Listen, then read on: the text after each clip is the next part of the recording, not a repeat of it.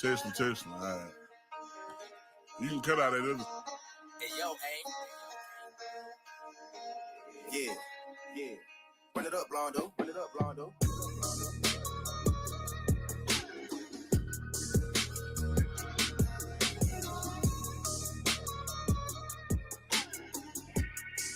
Hey. See y'all from Texas, where we should ride in swangers and put diamonds in our necks. Pour drink inside my lemonade till it look like a Pepsi. See, I come from the D where we got checks and we be flexing. If you ain't from my state, then you should know, don't miss it, Texas. Hey, we always strapped, we keep our weapons. My mama from the 8, she slowed it down for me at 7. Used to think Pepsi was a god before he went to heaven. I knew what pushing P was before Gunna even said it. Hey, C0 taught me keep my weapon and never trust a new door cause it's expected. No killers from the country, they ride horses and throw selfies. Got niggas in the East, ride ATVs with Mac 11s. First off, you better remember what that sign say before you come down here. Don't mess with Texas.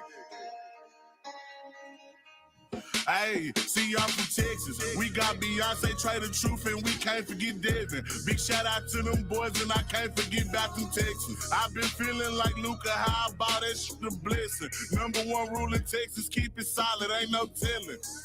Hey, and always keep your weapon. Try me other guys, we got no choice but stretch him. If he survive these, that first bet, he that stretch him. These diamonds, I got water, might just go Johnny my next one. Hey, this Texas tea is what I drink. Sauce Walker had us dripping, Sauce had then on drink. Young Nasa had us jigging, dipping, ain't know how to think. Now I got all these stepping, swiping, catching plays. Hey.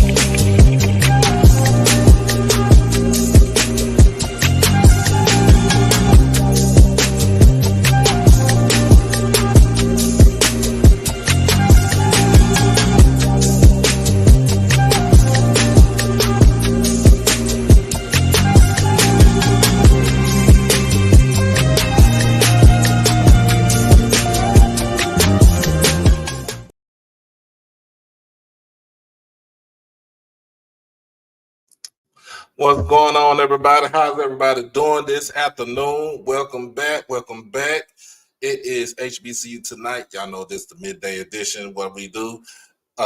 Make sure that you like this stream. Make sure that you comment, share. Most of all, subscribe to this channel. Make sure that you hit the notification to get everything HBCU Overdrive.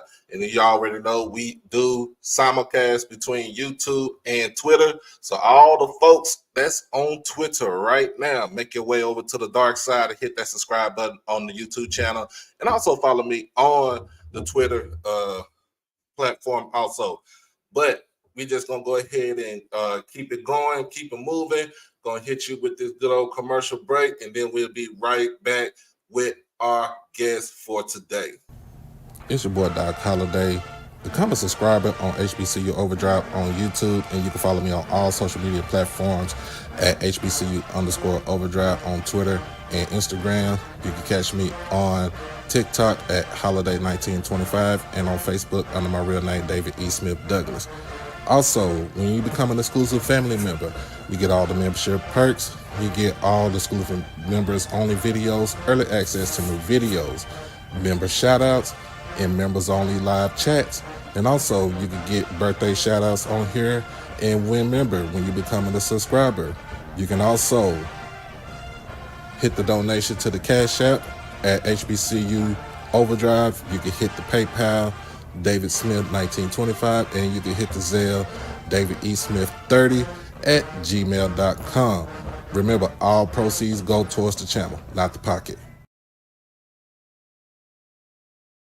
Y'all, so also remember tomorrow night tomorrow evening at 7 p.m. Central. There is the premiere of Suno Night Live on the Suno Nights channel, HBCU Plus. Check it out. We will have our first guest would be Coach Zipporah Washington, her assistants, and a couple of players from the women's volleyball team. So make sure y'all check that out on tomorrow evening at 7 p.m. Only on Suno Nights TV, courtesy of HBCU Plus. But let's go ahead and introduce our guest for this afternoon. He is the head football coach for Johnson C. Smith. I bring to you, everybody put your hands together for Coach Maurice Flowers in the building. All right. Thank you very much for having me. It's a pleasure to be here. Thank you. All right. I appreciate you, Coach. Appreciate you. Yes, Appreciate sir. you. So, first of all, how is it in Charlotte? Like, Lovely. what's the weather like out there? The Queen City is lovely right now. It's not too hot. We're about just under 90 degrees, but it's beautiful in the QC. We had a week of rain. You know, when the tropical storm went through, we caught a good piece of that. But it's been beautiful weather. Able to get a lot of good work in. Hey, I need some of that rain over here. I'm in Texas, so I need every last bit of it. We've been going through Texas 103, 105. I think the highest was 107 the other day. Nah, I can't do it. The Texas heat is different. I lived in Texas. I lived in Arlington. I was a high school coach at Arlington, Sam Houston, and Duncanville. And when I moved that summer, when I moved to Texas in 1998, it was in the middle of 100 straight days of being over 105 degrees. Never felt anything like it. But you know what? They were still having doggone football practice. They're different in Texas. Oh, yeah. Now, since you said you coached at Sam Houston and you were over at Duncanville High School. Oh, yeah. What year was you at Duncanville and Sam Houston? I was at Duncanville. I was at Sam Houston first in '98, and I was at Arlington, Sam Houston '98, then Duncanville for 2 years, '99, 2000. Okay, so you got to Duncanville right after they won state. Yes, sir. Right after they won the state championship is right when I went there. Head coach Bob Alpert at that time. Head coach was from North Carolina. He's from Aberdeen, North Carolina, and tremendous man. Taught me a lot. I was glad to be able to work under him and learn so much about football and life. So that's probably my top mentor, Bob Alpert, Duncanville High School. Oh yeah, he's a legend, but I think he just got surpassed by a big legend in Coach Reginald Sample. Yes, sir. Yes, sir. The head man over at Duncanville now. Yes, sir. Got him on board. Got him 2 more state championships. Should have been 3. Yeah. but we ain't gonna let that Hail Mary go. For sure. And Coach Sample's done a great job. I mean, I'm glad I followed Coach Sample's career and had done a lot of good things before he got to Duncanville. But when he got to Duncanville, glad to see him get the state championships, but also his coaching tree, the guys that coach for him that have done a great job and have won state championships and helped so many young men go to college. So hats off to Coach Samples and his coaching tree. Oh yeah, I got one of the coaches. I got the shirt. Well, this is my neighborhood. I'm from Oak Cliff. You went to Sock. My nieces go to Sock. So Coach Todd, Jason Todd is one of is from that Sample coaching tree. Yes, I went to Cedar Hill, so we right down the road. So you know how it is. Duncanville on one end, and then DeSoto on the other end. The Cedar Hill just right in the middle. Yeah. Yes, sir. It's like a lot of folks don't realize how close the schools are. And then Dallas Carter not too far down the way, too. So it's unbelievable how much football talent is in that one area right there. Oh, yeah. So let's go ahead and get started, man. Let's go ahead. I know you got, time is of the essence. That's what my granny used to tell me. But my first question is, feel feeling after the season that y'all had last year? After a successful 2023 season. It felt great to know that you've really and Johnson C. Smith is my alma mater, and so to know that your alma Right. mater really haven't had a lot of football success in recent history. Only one football championship in the CIAA, and that was in 1969. So to know that you're doing some good things, um, and really have a young team, to know that the best football for your program should be ahead of you. And so it really was just it was a feeling, not even it wasn't a feeling of accomplishment. It was just a feeling of, hey, we've done well, we've taken some strides, but it was really more of a feeling of just motivation of getting to the off season to keep building on the success that we had. Okay. And I know y'all just wrapped up fall camp because season get ready to start next week. What are some of the bright spots that you see with your overall football team, and what are some things that you really want to improve on for this upcoming season? Well, I'd say some bright spots. We had them everywhere. The way that we built our program, Doc, is really it's through high school football players. I mean, I'm a former high school coach, and I believe in the high school player where you see the transfer portal. You see several schools, it's their prerogative to go. They get 20, 30, 40 from the portal each year. But our first recruiting class was 50 high school guys, and we got 12 from the portal. Our second recruiting season, we had like 38 from high school and 12 from the portal. And then this past season, we got it was our biggest class from the portal, which was 15, but 5 of them came from St. Aug who stopped having football. And their former Right. head coaches, we worked together at Fayetteville State, and he recruited them. So we brought in 5. But then we brought in about 35 high school. So those high school guys that were babies are now grown up. And so we have a veteran team. We went from taking some lumps when they were freshmen to now those babies have grown up, and we've just been supplementing them with good guys from the portal. So what can I say? I'm excited about the team. We're now getting to the point where we can say we're pretty close to being as close as we can be as a player-led team. They know our culture, they know our expectations, and we really are running almost on cruise control by the players knowing the expectations, the transfers that fit in so well. And I just like to say that where I'd say we've stuck out the most. Last season I thought we had a productive season, and the defense finished, ranked number 1 in Division II. And 9 out of 11 starters come back, but we were steady. We didn't cause many explosives on defense, sack, strip, fumbles, interceptions, run backs, and things like that. So on defense, that's been a point of emphasis. And I can say we've seen that in spring ball and definitely in training camp. Offensively, get better on offense with quarterback play.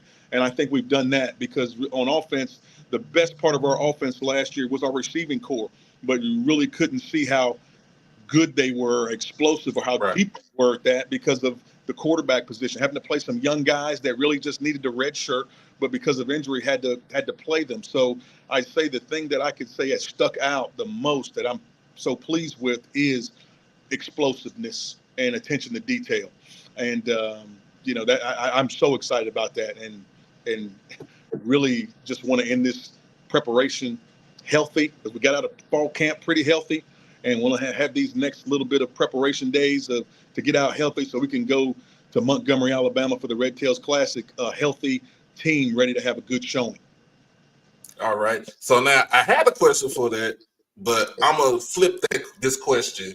So you just talked about the defense. You had the stingiest defense, which you only gave up over 222 yards per game. So you had one of the stingiest defenses in. I think we lost. Coach, can you hear me? Hold on. I think we lost Coach.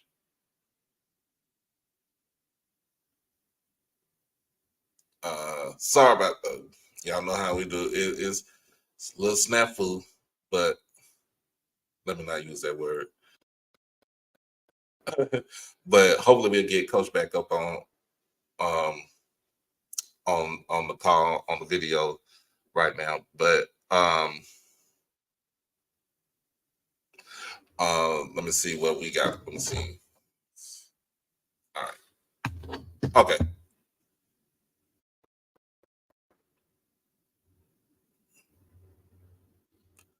Thing we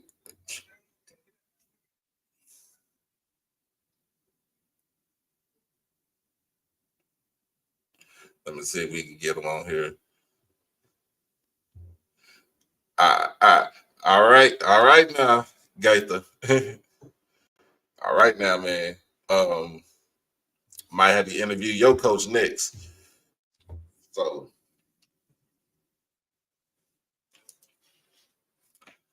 let's go ahead and take a quick commercial break. Hopefully we get everything back on track.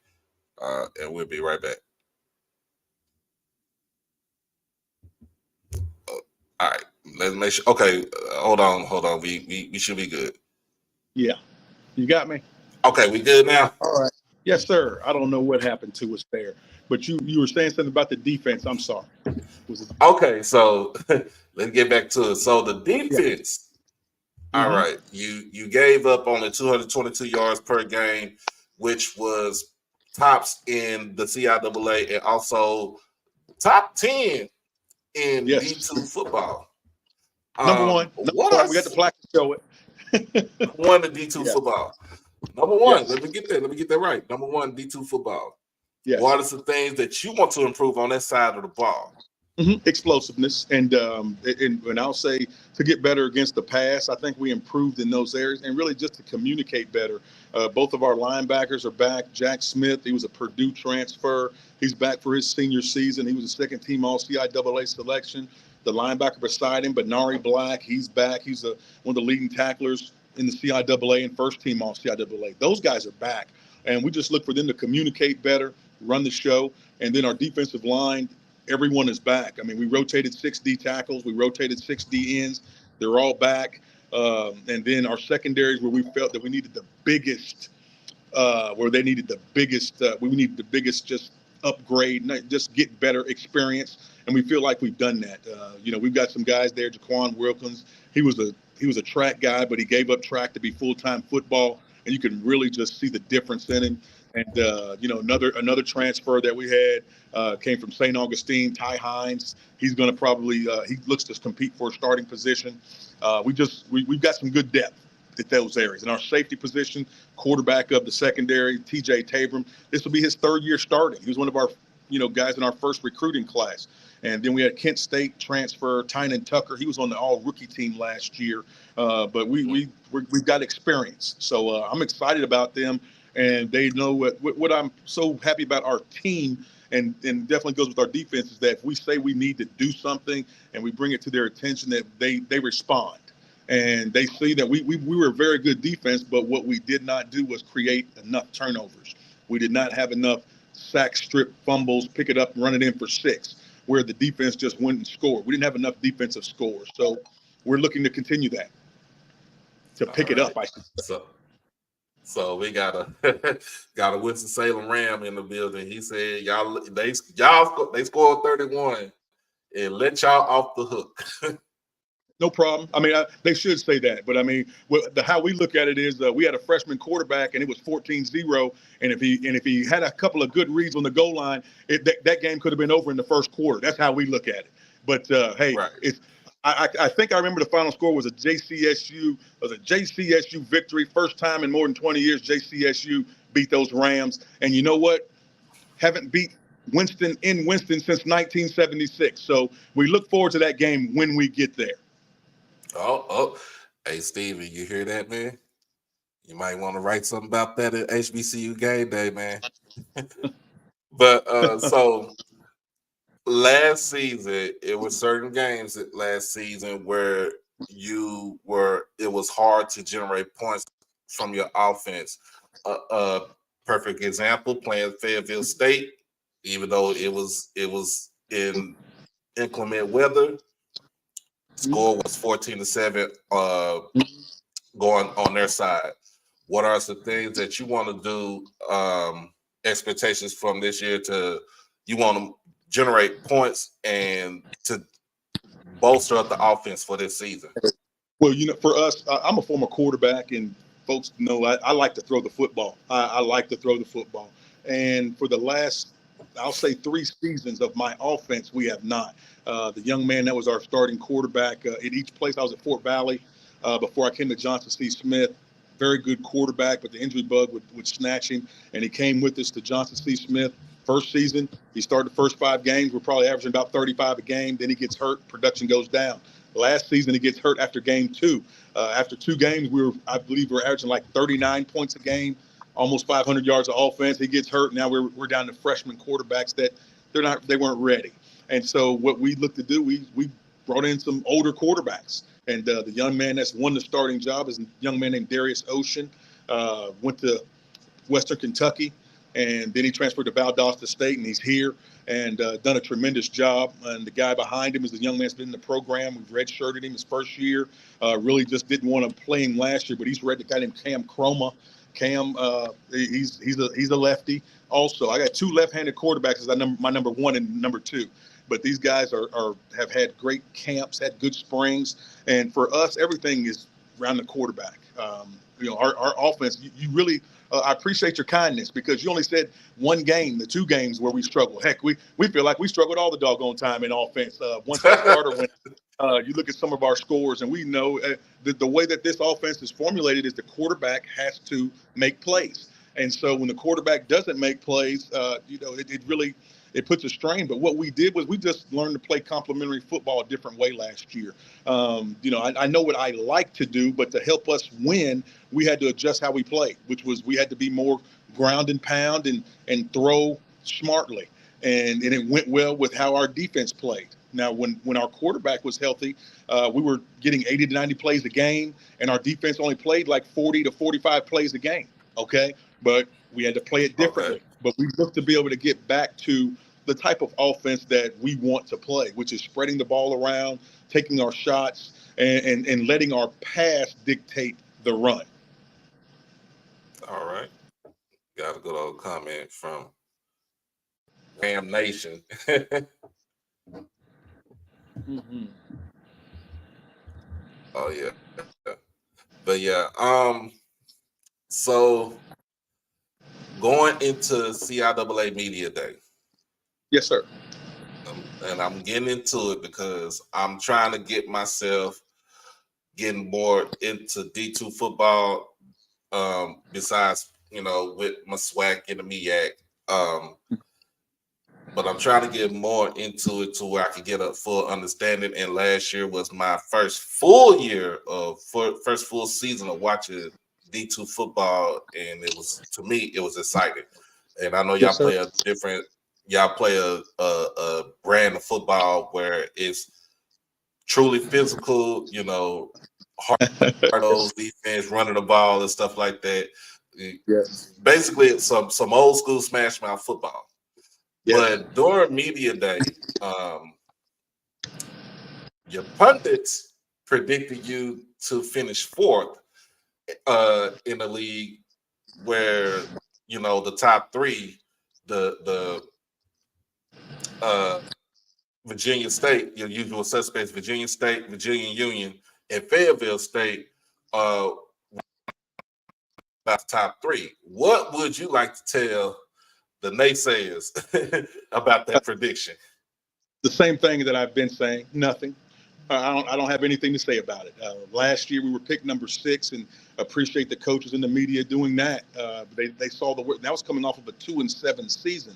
But that 2-7 season, heck, we lost 6 games by 1 score or overtime, and they were decided in the last minute of the game.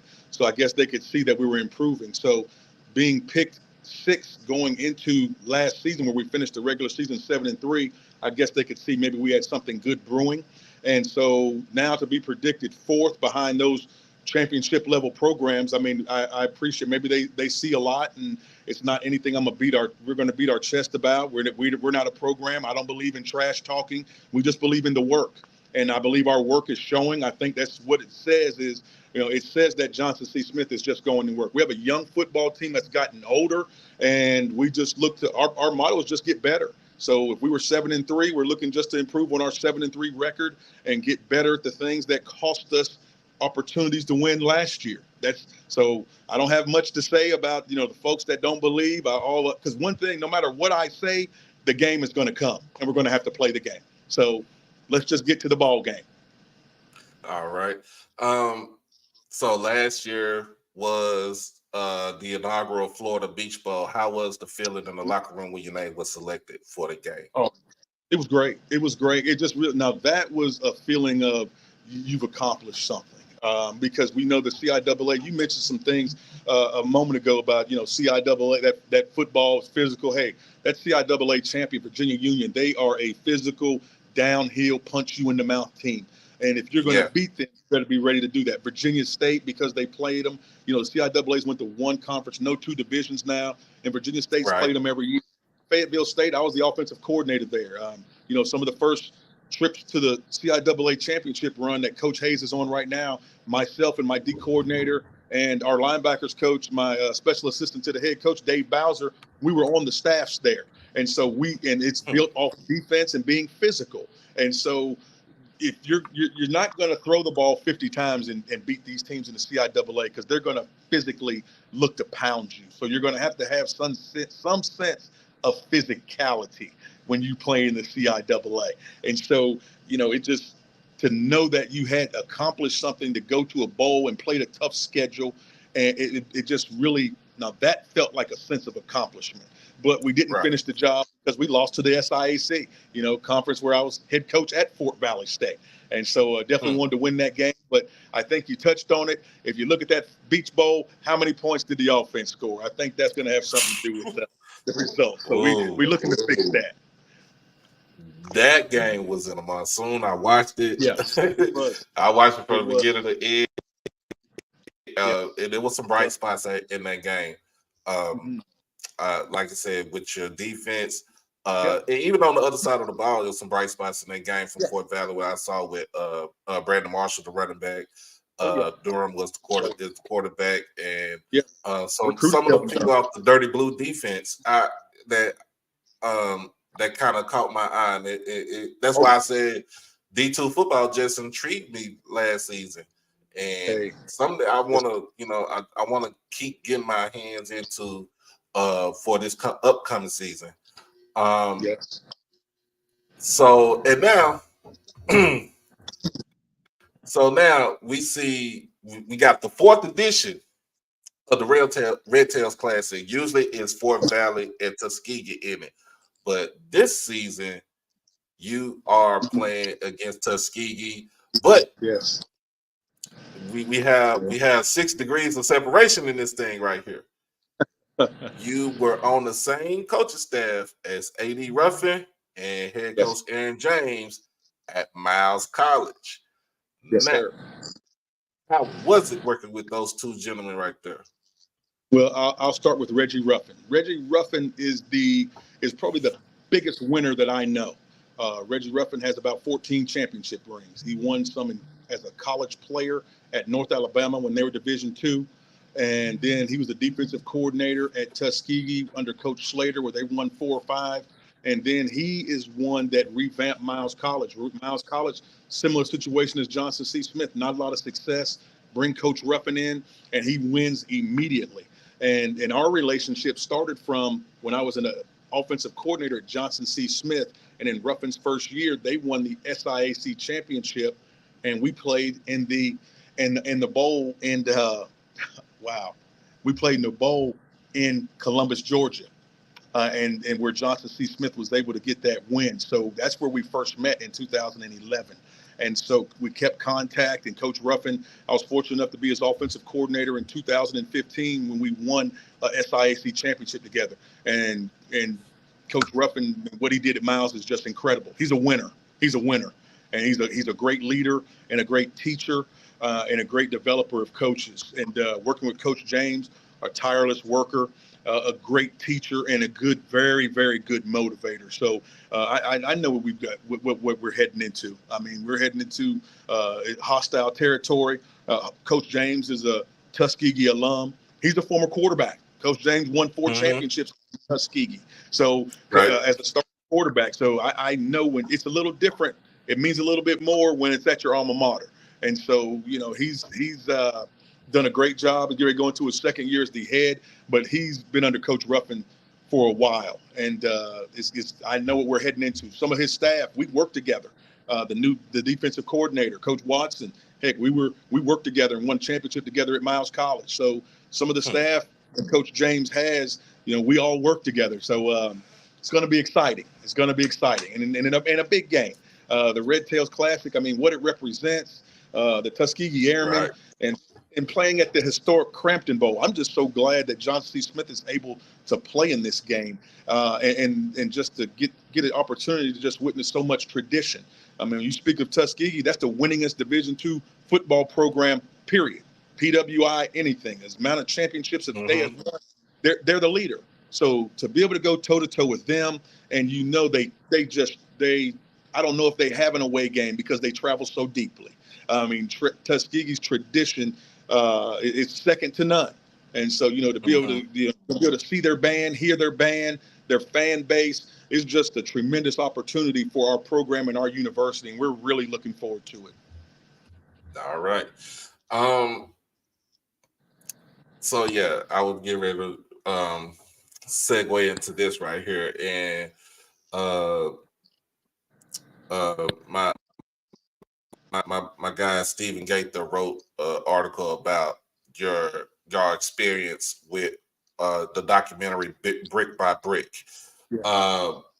What are your thoughts about HBCU game day shooting your guys during fall training camp and stuff throughout the season? Well, I tell you what, man, it just really. I'll tell you how it happened, because the gentleman that was shooting us, Wale Pitt, my first year, he happened to cover us when we played Elizabeth City State, and there happened to be a tropical storm coming.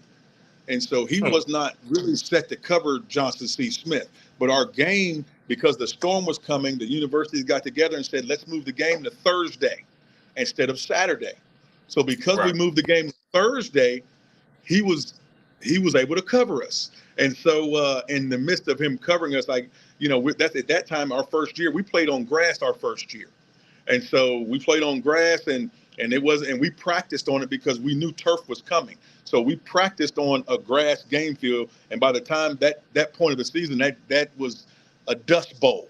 So when we say we like to get it out the dirt, we were really getting it out the dirt. And so he was covering that. And what really, just adds to everything is that he was able to just see where we were coming from and how we're going about doing our business to build a top level program. And so that's what Brick by Brick is able to capture. We give him full access. We don't act. We don't have scripts. Our guys are our guys to get a chance to see our coaches. We have fun with our young men, but it's an environment that's a competitive environment, and it's captured. And he sees us, and he doesn't just cover us for wins; he's covered us for losses. I mean, our Fayetteville State game that you mentioned, 14-7. I mean, he was at that ball game, and so it's really just it's an in-depth look. But what you can see though is it's a program that started at one place, but it's looking to continue to build and be one of the top programs in the CIAA in Division II. And so it's really an in-depth look. And again, he's in everything. I mean, we don't say, hey, you can't do this, you can't shoot this.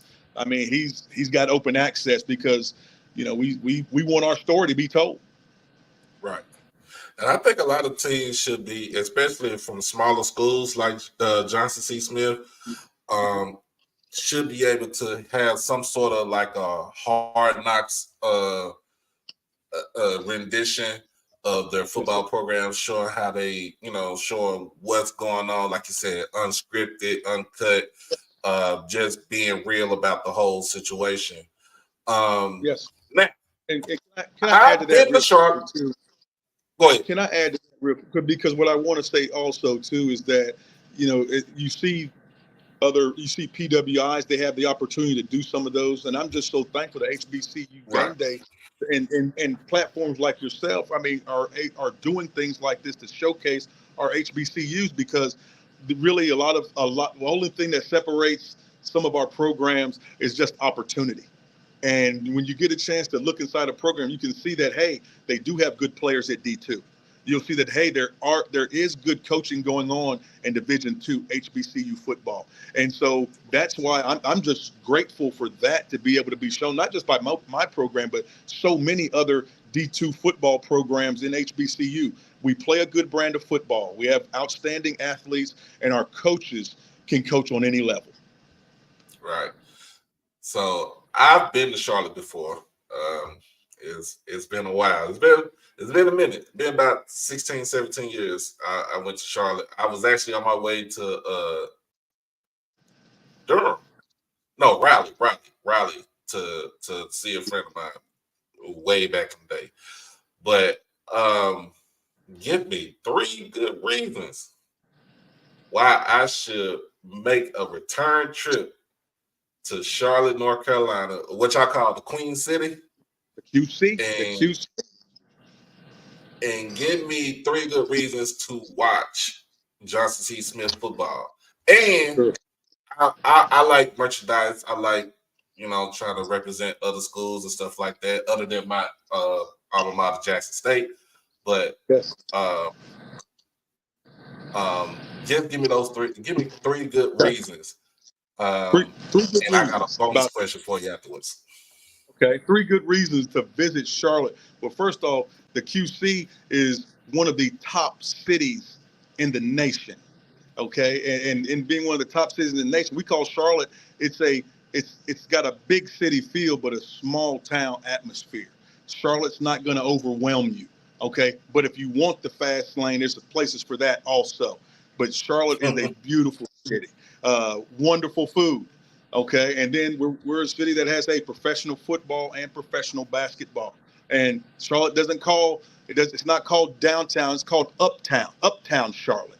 And Johnson C. Smith is less than a mile from uptown Charlotte. We can see we can see Bank of America Stadium from Johnson C. Smith University.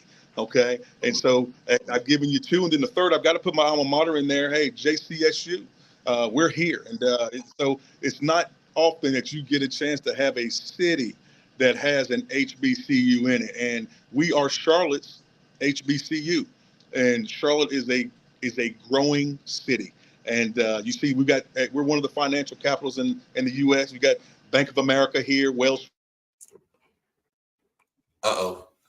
We lost coach again. Oh man, it gets good. Oh man. Hold on. I think I did something.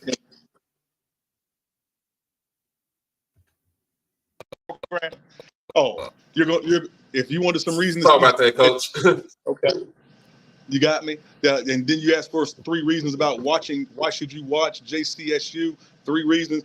We're going to be explosive. We're fun. We're going to be fun to watch. We're going to be explosive. And you're going to see us keep marching towards just being one of the top programs in the CIAA. You're going to see a group of guys that have fun. They're going to play with passion, and they're playing for something. I mean, our guys know that, hey, they want to change the narrative about JCSU football. I mean, hadn't been a winner here. And so our guys want to be a part of history. So you're going to see some guys that are playing with a purpose. All right. So and if you come to Charlotte, you come to Charlotte, you'll see one of the best stadiums too. We have the best view in Division II is what we call it. You see the skyline of Charlotte, you can see it from the stadium. And also our field has the same turf that the Carolina Panthers play on. Beautiful stadium and field. I see that, man. I when I look at the pictures, I'm like, I don't care if it's not no bleachers on the other side. It's just the view of down of Yes, sir. Yes, sir. It's just the view of the view of what you say, the skyline. You call it uptown. Uptown. It just gets me right there. But yes, sir. I'm gonna have to ask your SID to give me some merch because I want to put your stuff up on the wall. We'll take care of you. We'll take care of you. We'll take care of you. We'll make sure we get you something gold up there. Get you some golden bulls on it, okay? Get you a gold shirt with that golden bull on it. Oh, hey, I take a shirt and I take a hat. Hey, I take it. Okay, we'll take care of it. We'll take care. All but right. Here's the thing: you got to leave Texas and come to us so we can give it to you. Okay, we can hand deliver it to you. Hand deliver it to me. Come on. I gotta make some plans. Come on to the QC. You'll love it. I gotta make some plans, man. Come on to the QC. You probably stay over a couple of days because you'll enjoy yourself. I probably will stay a couple of days. I know me. I like to travel and everything, so I like going to new places, places that I haven't stayed or just frequented like that. And, you know, when I said I went to Charlotte, it was just to pass through and to get to Raleigh. Yeah. Some of our competition up there. Looking, Shaw University, wonderful school. I used to work at Shaw. Great. Adrian Jones does a great job. But we got some great coaches in the CIAA. Everybody's gearing up for kickoff. Very exciting time. Oh yeah, it's getting ready for football season. We got the MEAC SWAC Challenge this coming up weekend. Florida A&M versus Norfolk State. Let me get your expertise on that game right there. It's this Saturday. What do you think you're going to see from both of these teams for Saturday? Okay, and which one is this? Which game is the first one? Is this? It's not. Okay, I'm thinking the Orange Blossom Classic. That's Central and Alabama. And this game this weekend is Norfolk State and who? FAMU. Oh, FAMU, they're going to be at Fort Valley. One of our non-conference games was against FAMU, and great job that Willie Simmons did. There's a lot of talent there, and Norfolk State's going through a change right now because their starting quarterback, from what I read, was deemed ineligible for the first few games, so they've got to go through a quarterback transition. But Norfolk State, Coach Odoms does a fantastic job. He's going to have his guys ready to play. But FAMU, when you deal, team that's coming off a championship, they're going to be playing with a chip on their shoulders.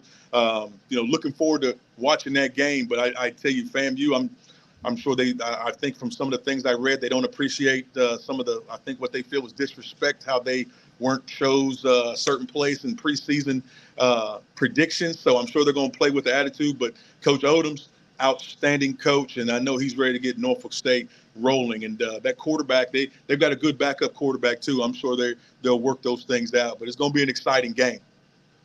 And we got next Thursday, my alma mater, Jackson State. We go on the road to Monroe, Louisiana, take on Louisiana Monroe on Thursday night. Be a big one. I don't know what to see about ULM because it's a new team, but what do you think you can see from that game on next Thursday? It's going to be a tough game. Jackson State, they've reloaded pretty well. They're going to look to have a good season, and that's going to be a tough ball game for them. But I think they'll be up to the challenge. They're going to have to get off to a fast start. And anytime you go into a hostile environment, your quarterback's got to play well, and you can't make mistakes. And they avoid any bad miscues early. They'll be there in the end for it. But they got to get off to a fast start. But they're fast, they're athletic. I mean, I keep up with the SWAC. I was OC in the SWAC in 2018 for Vincent Dancy. Coach Dancy's first year, I was Mississippi Valley State's OC. Oh, wow. And had a chance to be in the SWAC. Had a chance to play Jackson State for their homecoming. Tremendous environment, like no other in HBCU football. And so, but Jackson State, they're going to be ready for ULM. And really, they stay away from some bad things early. They're going to be there in the end. Look for the victory. Okay, I got a question from my guy Nick Eden. He says, "Will Johnson C. Smith be in the Beach Bowl again this year?" Hey, you know what? We're taking it one day at a time, one game. I can't even see that far. I appreciate the question, but I can't see that far. Only as far as I can see is Tuskegee. Okay, and we're going to take it one game at a time, and all of my focus is there. Then after Tuskegee, it's going to be Morehouse. And at the end of the season, if we put ourselves with an opportunity to go to the Beach Bowl again, we would love to. But we know there's a lot of work to be done before that can be decided. All right, man. I appreciate you for joining me today. It was great because I actually for those who don't know, I actually hit up Coach Flowers on Sunday. It was Sunday, and got in touch with him, got in touch with the SID, and we made this happen for today. And we just like I said, we just ready for some football.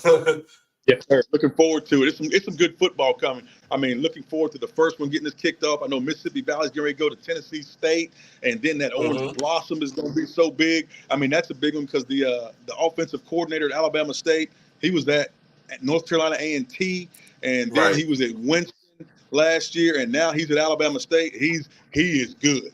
that OC for Alabama State folks are in for a treat because. We keep getting good in the conversation. Oh my goodness, we keep getting good in the conversation, man. Yes, sir. Go ahead. Finish up what you were saying about Alabama State. Alabama State. The new OC at Alabama State is good. Coach Barnett is very good. He's had success at every stop. He was the OC when A&T won a bunch of championships, and then last year, and the person at Winston, of course, Gaither knows. They could put some points up last year at Winston, and he was the reason for it. He had a good quarterback there. He's got some good quarterbacks to choose from at Alabama State. He is good, and they're matched up against North Carolina Central. You know, the offensive coordinator at Alabama State, he worked with the DC for Central, Courtney Cord, when they were at North Carolina A&T together. And so then of course the head coach Trey Oliver, they're all from the same tree. So that's going to be a great game, the Orange Blossom Classic. There's a lot of familiarity in that game that a lot of folks might not know. Those coaches know each other. There's great rivalry between them. They recruit some of the same players. It's going to be a good ball game. Looking forward to how HBCU football is getting ready to get kicked off. All right, man. I appreciate you. And I'll have to make my way down to the 704 to see y'all play. I gotta try to put my coins together. Maybe I can come on my birthday. It's in October. All right. We look forward to it. Thank you so much for having me. All right. Thank you, sir, for coming on. Yes, sir. All right. Woo! Hey, without the internet issue, that was a great interview that we had today. Again, make sure tomorrow, set your timer to 7 p.m. Central Standard Time. All right? 7 p.m. Central Standard Time. The premiere of Suno Night Live will be in full effect tomorrow evening, 7 p.m. Central. We, like I said, premiere. We're going to have the volleyball coach. We're going to have her assistant. We're going to have some players on there. And we're going to go ahead and get into it. And we're just going to have it fun. We're going to have fun with it. And the only way you'll be able to see this is on HBCU Plus. All right? Make sure if you have it, if you have the app, make sure you set your timer tomorrow evening at 7 p.m. All right? Also, I will be back on tomorrow afternoon before I go on Suno Night TV. And we're going to go ahead and get into the my D2 poll. And we're going to go ahead and get a preview of games for tomorrow for this upcoming weekend. All right. And then next week we'll get into more games for the Thursday night game, Jackson State versus Louisiana Monroe. Also, this Saturday is the premiere of season 2 of HBCU Saturday night.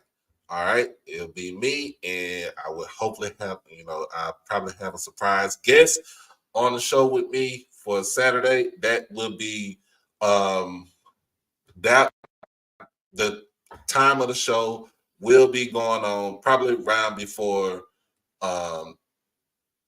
probably 20 minutes before the game is over with on ABC. So make sure Saturday you tune in. All right. So we'll probably go on live at 9 o'clock, but tune in Saturday evening for season 2 of HBCU Saturday night. And again, tomorrow at 4, gonna do this at 4, is our regular scheduled program at HBCU Tonight, the D2 poll, and the preview of the MEAC SWAC Challenge. Okay. And then tomorrow evening at 7 p.m., Suno Night Live, only on HBCU Plus. Make sure you get that going and get that down.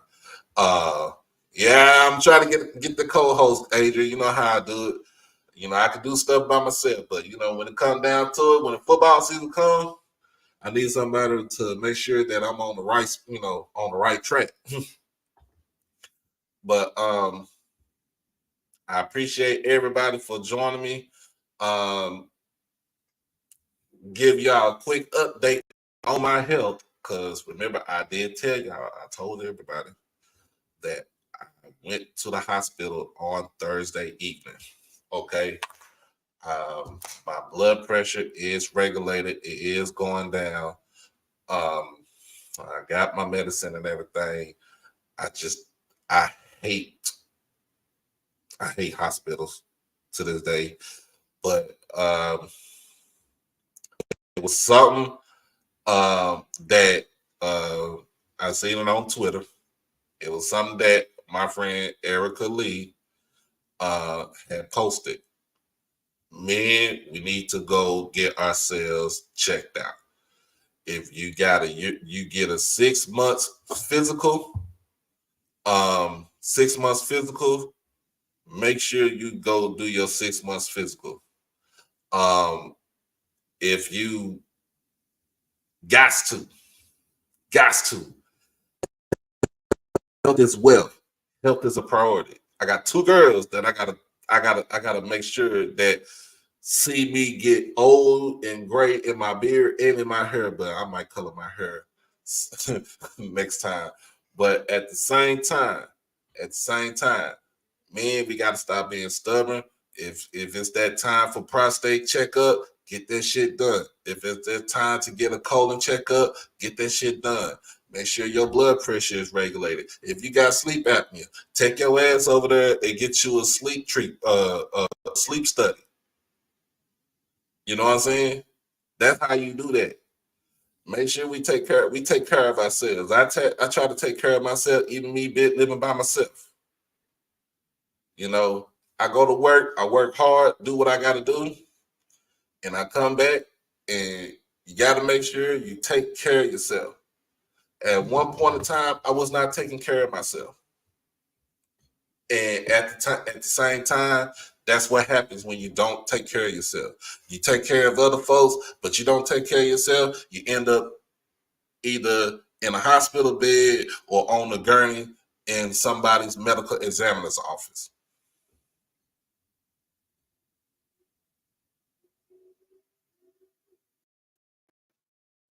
So take care of yourself. And I'm telling all the men in here, take care of yourself. Take it. I rarely eat salty foods. Now I'm a snacker, so I like my little junk food in here and there. I rarely eat salty food, but take care of yourself. My issue is coming from sleep apnea, all right, and an enlarged heart. So that's where my issues come from. Okay, but still, take care of yourself. Gotta be here for the next generation. All right, but appreciate everybody for joining me tonight, this afternoon. Like I said, we'll be back on here tomorrow at 4 on the YouTube channel, on the Suno Night TV channel, 7 o'clock. Make sure y'all watch. Saturday, 9 o'clock p.m., HBCU Saturday night. And I might do a pregame show. Earlier in the afternoon just to get your palate salivate. You know, kind of, you know, I might be biting off of ESPN, but damn it, ESPN ain't got what we got over here. You know what I'm saying? ESPN ain't got what we got over here. So it's cool. It's cool. But I appreciate everybody. Make sure for everybody that's on Twitter, follow me on Twitter, hit the subscribe button on the YouTube channel, and let's get it, y'all. Let's get it. Y'all be blessed out there. Y'all stay safe. and hug your loved ones. And it's time for the season to come to fruition. All right. But until we meet again, we have to stay. Peace.